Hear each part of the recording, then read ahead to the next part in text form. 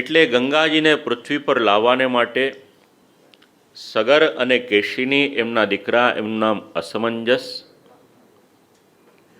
એમના દીકરા અંશુમાન, એમની ત્યાં દિલીપ, અને એમને ત્યાં દીકરા થયા, એનું નામ ભગીરથ.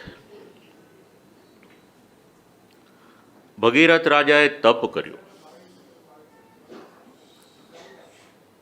ગંગાજીનું એક નામ ભગીરથ રાજાના નામ ઉપરથી પડ્યું. શું નામ? ભાગીરથી. ગંગાજીને ભૂતલ ઉપર લાવવાને માટે આટલી પેઢીએ તપ કર્યું. છેલ્લે ભગીરથ રાજાએ તપ કર્યું ત્યારે ગંગાજી પ્રસન્ન થયા, અને પ્રસન્ન થયેલા ગંગાજી ભગીરથ રાજાને પૂછ્યું કે હું પૃથ્વી પર તો આવીશ, પણ મારો વેગ ધારણ કોણ કરશે? ભગીરથ રાજાએ વિનંતી કરી મહાદેવજીને. મહાદેવજીએ કહ્યું કે ભલે, ગંગાજીનો જે વેગ હશે એને હું મારી જટામાં ધારણ કરીશ, અને તે સમયે રથેન વાયુવેગેન પ્રયાંતિ મનુધાવતી. પોતાના લોકમાંથી પધાર્યા ગંગાજી. ભૂતલ પર પધારવાને માટે ગંગાજી સૌથી પહેલાં બિરાજમાન થયા શ્રી મહાદેવજીની જટામાં.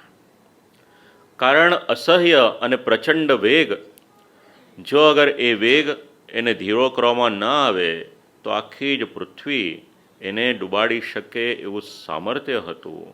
માટે પ્રયાંત્ય મનુધાવતી એવા ગંગાજી ત્યાં રોકાયા, અને તત્પશ્ચાત દેશાન પુનંતિ નિર્દગ્ધાન. આટલી પેઢીનું તપ થયું ત્યારે ગંગાજી ભૂતલ પર પધાર્યા.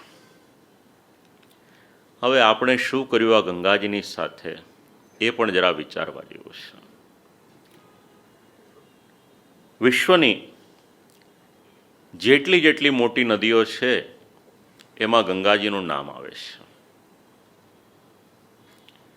ભારત દેશમાં જેટલા લોકો નિવાસ કરે છે એમાં પણ લગભગ 40% જેટલું પોપ્યુલેશન ગંગાજીની પર નિર્ભર કરે છે. 11 રાજ્ય અને લગભગ 50 કરોડ જેટલી સંખ્યા એના લોકો આ ગંગાજીની સાથે જોડાયેલા છે. આટલી તપસ્યા કરેલીને આવેલા ગંગાજી, એમને આપણે શું કર્યું? આજે ગંગાજીની પરિસ્થિતિ એ છે કે વિશ્વની 5મા નંબરની સૌથી વધારે પોલ્યુટેડ નદી અગર કોઈક હોય તો એ ગંગાજી છે.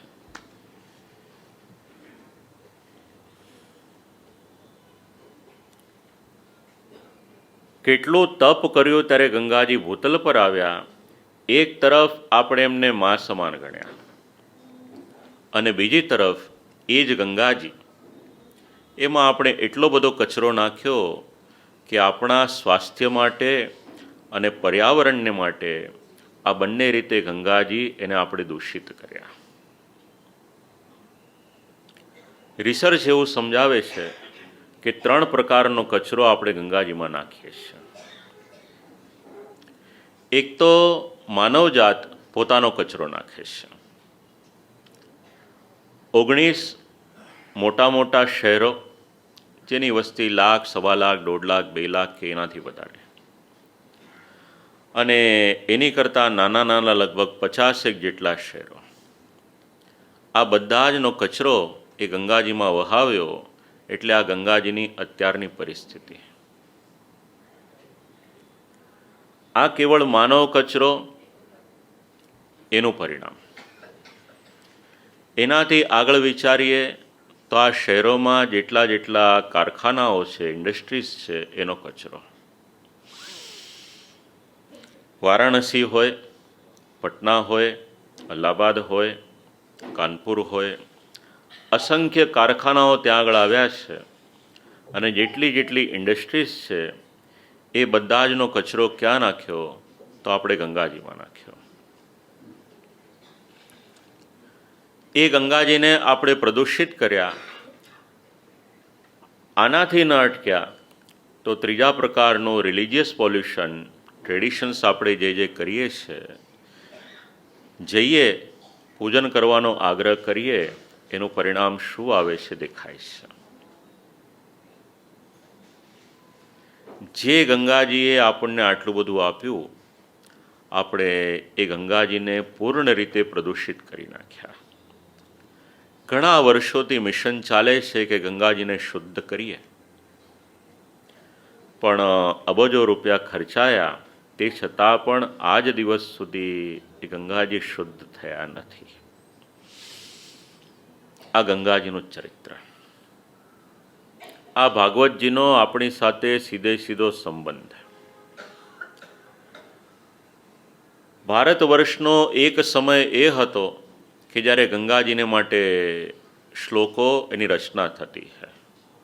જગન્નાથ કવિનો પ્રસંગ ક્યારે વાંચજો તો ખ્યાલ આવશે કે ગંગાલહેરી પુસ્તક શું છે. અને આજનો સમય એ છે કે ગંગાજીનું આચમન કરીએ તો ગેરંટી સાથે આપણે બીમાર પડી જઈએ. મારો જાત અનુભવ છે એટલે કહું છું. હા,